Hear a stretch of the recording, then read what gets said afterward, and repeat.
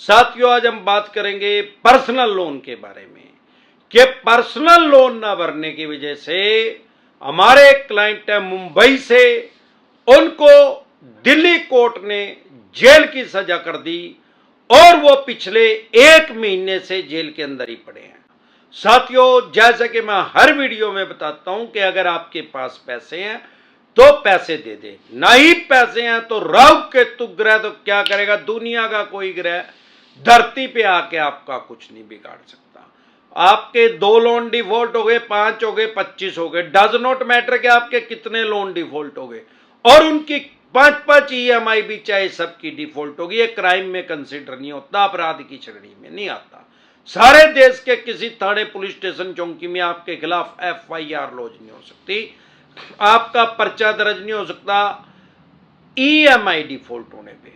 लेकिन अगर आप कोर्ट की अवमानना कर रहे हैं तो आपके खिलाफ पर्चा भी आपका दर्ज हो सकता है, आपको PO भी घोषित किया जा सकता है कोर्ट की भाषा में, जिसको सामान्य बोलचाल की भाषा में बोलते हैं बगोड़ा।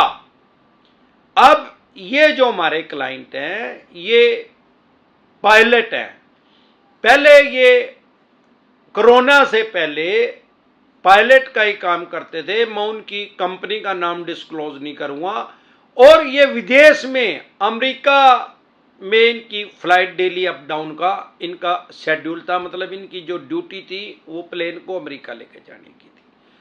अब क्योंकि कोरोना में एकदम से बहुत ज्यादा क्राइज आया, बहुत ज्यादा धड़ाम से नीचे गिरी थी, सबसे ज्यादा इफेक्ट पड़ा था, वो सबसे ज्यादा इफेक्ट पड़ा था जिम के ऊपर, स्कूल कॉलेज के ऊपर, या स्कूल से रिलेटेड जो भी काम थे, कोई ड्रेस बना रहा है, कोई बुक्स छाप रहा है, कोई पेन बना रहा है, उनके ऊपर, या एयरपोर्ट के ऊपर, भाई ये जो जहाज उड़ा रहे हैं वो बंद हो गए, सारा देश बंद हो गया तो जहाज भी चलने बंद हो गए, तब उनकी जॉब चली गई थी और उनका पर्सनल लोन तब चला हुआ था।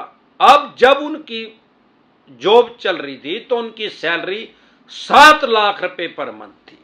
अब जब 7 लाख रुपए पर मंथ थी तो स्वाभाविक बात है कि उनको कितना भी लोन, हैवी अमाउंट भी मिल सकता था, कोई भी बैंक दे सकता था, और तब कोई दिक्कत परेशानी भी नहीं आ रही थी, इसलिए उनकी EMI जाती जा रही थी। अब क्या हुआ, जैसे ही उनकी फिर लोन डिफॉल्ट हो गया, कुछ सेविंग थी उनके पास, कुछ टाइम तक उन्होंने उसको भरा।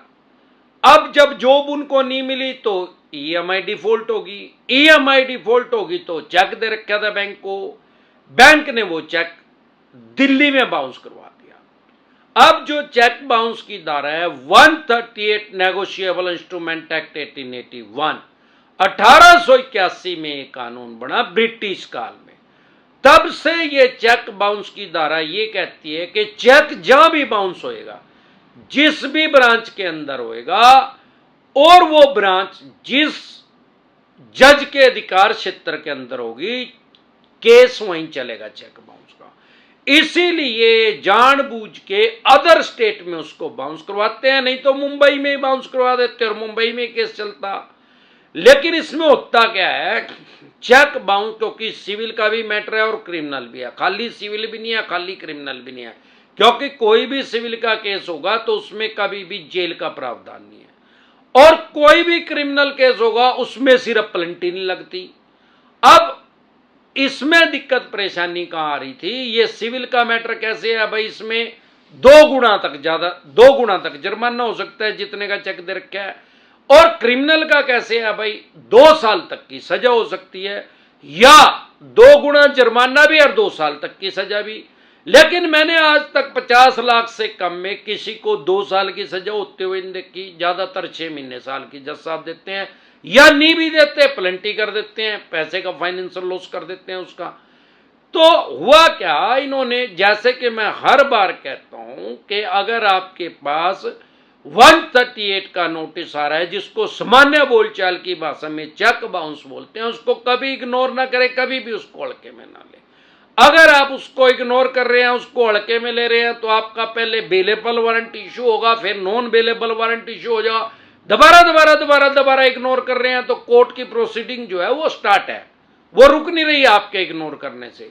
वो तो ऐसे है भाई, जब कोई कबूतर दाना चुग रहा है, बिल्ली आती है झपट्टा मारती है, वो कबूतर अपनी आंखें बंद कर लेता है, सोचा बिल्ली को नहीं दिख रहा, खतरा जो है टल गया। अरे खतरा टला नहीं है यार, और कबूतर के पास पंख है, उड़ जा, बिल्ली के पास पंख थोड़ी है। आंखें बंद करने से खतरा टलता नहीं है। तो अगर उसको इग्नोर कर रहे हैं तो नॉन अवेलेबल वारंट इश्यू हो जाएगा। फिर भी इग्नोर कर रहे हैं तो आपको पीओ घोषित कर दिया जाएगा, भगोड़ा घोषित कर दिया जाएगा कोर्ट के द्वारा। फिर आपको पुलिस पकड़ेगी और उसी स्टेट की जेल में डालेगी, जो मैं बार बताता हूं। इनके साथ ऐसा ही हुआ, जब ये कोर्ट से पीओ घोषित हो गए। नहीं तो क्या होता भाई, नोटिस इनके पास गया था और इन्होंने वो नोटिस ले लिया था, पहला नोटिस, आके अपनी कोर्ट में, दिल्ली कोर्ट में आके अपनी जमानत करवा लेते। क्योंकि अगर आप इसको इग्नोर नहीं करेंगे तो ये बिल्कुल आसान है, बेलेबल ऑफेंस है, जमानती अपराध है, सेम डे जमानत हो जाती है, बाय एंड जमानत हो जाती है, बाय एंड जमानत हो जाती। और फिर तारीख पर तारीख, तारीख पर तारीख, दामनी फिल्म देख लिया भाई क्या हुआ कोर्ट में। नहीं कभी कोर्ट में गए हो तो मान्य सुप्रीम कोर्ट तक जाते आते 40-45 साल लगे केस में, तब तक बोलो राम ही हो जाएगा। और ये 50 बार सेटलमेंट करने के लिए आते, लेकिन क्योंकि कोर्ट की अवमानना कर दी तो फिर जेल का प्रावधान है। अब उनको पुलिस पकड़ के ले आई, अब पिछले 1 महीने से दिल्ली जेल में पड़े हैं वो। अब जब वो हमारे साथ टेलीफोनिकली जुड़े, मतलब उनके परिवार के आदमी, क्योंकि वो तो जेल में है, लेकिन केस तो उन्हीं का ही है, तो उसी के बारे में हम डिस्कस करेंगे। तो मैंने उनको बताया भाई अब इसके बेल की एप्लीकेशन लगाइए। और बड़ी खुशी की बात है, मुझे आपको बताते हुए बहुत खुशी का इजहार हो रहा है कि हमारे पैनल पे जो एडवोकेट हैं दिल्ली, उन्होंने उनकी जमानत करवा दी है, बेल करवा दी है। और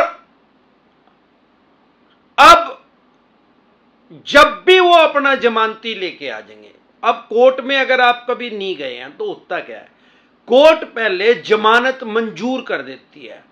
मतलब भाई आपको कह देती है, चाहे आप अंदर हैं या बाहर हैं, भाई आपकी जमानत मंजूर हो गया और इतने पैसे की जमानत है, मान लो 30,000 रुपए की कोर्ट ने फॉर एग्जांपल जमानत मंजूर कर दी।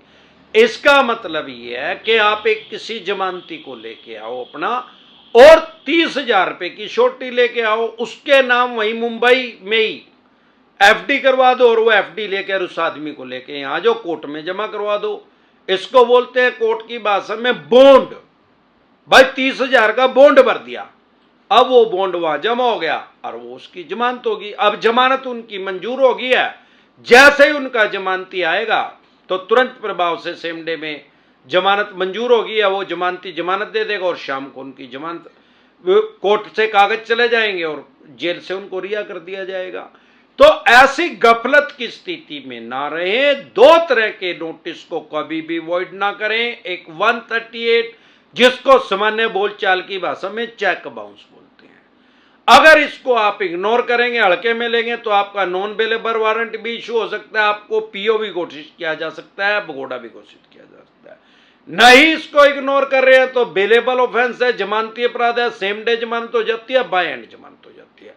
दूसरा, अगर आपके पास सरफेसी एक्ट 2002 के अकॉर्डिंग नोटिस आ रहा है, 13(2) का, 13(4) का, सिंबॉलिक पोजेशन का, फिजिकल पोजेशन का, डीएम साहब का, या इसको आप इग्नोर कर रहे हैं, तो आप अपने मकान, दुकान, जमीन, जायदाद, फैक्ट्री, कारखाना, स्कूल, कॉलेज, बंगला, कोठी या शोरूम, उसको ये ऑक्शन कर देंगे, बोली कर देंगे, सेल कर देंगे, स्क्रैप के रेट में, कबाड़ी के रेट में उसको बेच देंगे। लेकिन अगर आपको अपने राइट्स पता है, अपने अधिकार पता है, तो ये उसको स्क्रैप के रेट में, कबाड़ी के रेट में कभी उसको नहीं बेच सकते। आप सिंपल एक नोटिस इशू करें कि जो मेरी मार्केट वैल्यू है, जो भी मेरे अड़ोस पड़ोस में मार्केट वैल्यू है मेरे मकान, दुकान, फैक्ट्री, कारखाने की, अगर आप इसको स्क्रैप के रेट में बेचने की कोशिश कर रहे हैं तो 2 आदमियों का एफिडेविट लेके आए कि वो अपनी फैक्ट्री को इसी रेट में सेल करने के लिए तैयार है जो आप मेरी मार्केट वैल्यू लगा रहे हैं। ना नौमन तेल होगा, ना कभी राधा नाचेगी। अगर आपका केसीसी का लोन है, खेती किसानी से संबंधित कोई लोन है, तो आपके ऊपर सरफेसी एक्ट इंप्लीमेंट नहीं होता। 20% से पैसे कम रह गए हैं तो भी सरफेसी एक्ट इंप्लीमेंट नहीं होता। 50% से ज्यादा पैसे जा चुके हैं तो आप इनके खिलाफ डीआरटी में जा सकते हैं। डीआरटी भी कोर्ट का नाम है। इसके अलावा भी अगर आपकी 3 से ज्यादा ईएमआई डिफॉल्ट हो गए हैं तो आपके पास सरफेसी एक्ट का नोटिस आ गया होगा। दो ईएमआई डिफॉल्ट हो गई हैं तो 3 के बाद आ जाएगा। अगर आपकी आज तक की ईएमआई पूरी है, फ्यूचर में आपको लग रहा है फाइनेंशियल डाउन हो चुके हैं कि मेरी नहीं जाएंगी, तो आपके पास सरफेसी एक्ट का नोटिस आएगा ही आएगा 3 ईएमआई डिफॉल्ट होने के बाद। तो जैसे ही ऐसी कोई क्रिटिकल सिचुएशन आए तुरंत प्रभाव से लीगल एडवाइस लें। प्रिवेंशन बेटर देन क्योर, इलाज से हमेशा परहेज बेहतर है। अगर आप हमारे साथ टेलीफोनिकली जुड़ना चाहते हैं या पर्सनल मीटिंग करना चाहते हैं, फिर आपका लोन 2 करोड़ का है, 5 का है, 25 का, 50 करोड़ का, डज नॉट मैटर के कितने करोड़ का, आपके पास लोन से रिलेटेड जो भी डॉक्यूमेंट्स है वो सभी लेके आप मेरे से पर्सनल मीटिंग कर सकते हैं, पर्सनल एडवाइस ले सकते हैं। आपके पास सरफेसी एक्ट 2002 के अकॉर्डिंग नोटिस आया है, 13(2) का, 13(4) का, सिंबॉलिक पोजीशन का, फिजिकल पोजीशन का, डीएम साहब का, या 138 नेगोशिएबल इंस्ट्रूमेंट एक्ट 1881 का, या पेमेंट एंड सेटलमेंट एक्ट 2007 का, या आर्बिट्रेशन एंड कंसोलिडेशन एक्ट 1996 का, या रिकॉल नोटिस आया, या अन्य किसी भी तरह का कोई भी नोटिस आया लोन से रिलेटेड, जो भी डॉक्यूमेंट्स आपके पास हैं वो सभी लेके आप मेरे से पर्सनल मीटिंग कर सकते हैं, पर्सनल एडवाइस ले सकते हैं, या टेलीफोनिकली भी एडवाइस ले सकते हैं। हमारे साथ जुड़ने है क्या प्रोसेस है, आपकी स्क्रीन पे कमेंट बॉक्स के अंदर एक नंबर आया हुआ है 9306347314। इस नंबर को सेव करके डायरेक्ट कॉल करेंगे, कोई रिप्लाई नहीं आएगा। व्हाट्सएप कॉल करेंगे, कोई रिप्लाई नहीं आएगा। व्हाट्सएप मैसेज करेंगे तो तुरंत प्रभाव से रिप्लाई आएगा कि कैसे आप हमारे साथ टेलीफोनिकली जुड़ सकते हैं या पर्सनल मीटिंग कर सकते हैं। एक बार जोर से मिलकर नारा लगाएंगे, बोल पे कंजे टकले, जय ससुराल वालों की।